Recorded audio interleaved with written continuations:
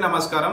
ఈ మధ్య కాలంలో నా స్పీచ్ లో నేను ఎప్పుడైనా అమరావతికి సంబంధించి ఏదైనా ఒక వీడియో చేస్తే చాలు చాలా దారుణంగా బూతులు తిడుతూ ఉంటారు। అంటే అమరావతికి వ్యతిరేకంగా మనం మాట్లాడడం, అమరావతిలో ఇది పరిస్థితి అని ఏదైనా వీడియో చేస్తే గతంలో గుడమేరు వరదలు వచ్చినప్పుడు మనం చెప్పాం, అక్కడ ఉన్నటువంటి పరిస్థితి చూపించే ప్రయత్నం చేశాం। మొన్న కూడా రీసెంట్ గా గురువారం రోజు వర్షం వచ్చిన దానికి సంబంధించి అక్కడ ఐకాన్ పిల్లర్స్ ఏదైతే ఉంటాయో అవి నీటిలో మునిగి ఉన్నాయి అని చెప్పి కూడా దానికి సంబంధించి ఒక వీడియో చూపించడం జరిగింది। దానికి సంబంధించి కూడా చాలా మంది దారుణంగా కామెంట్స్ చేయడం, బూతులు మాట్లాడటం అయితే జరిగింది।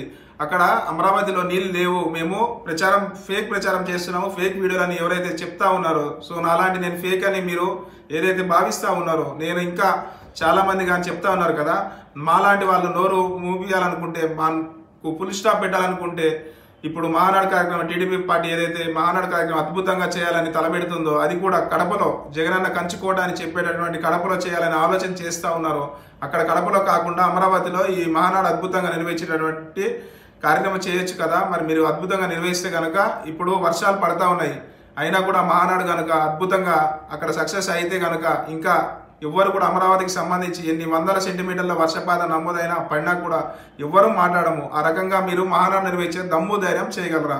Thank you. ఇట్లా మీ పి కోటేశ్వరరావు, కందుకూరు నియోజకవర్గం।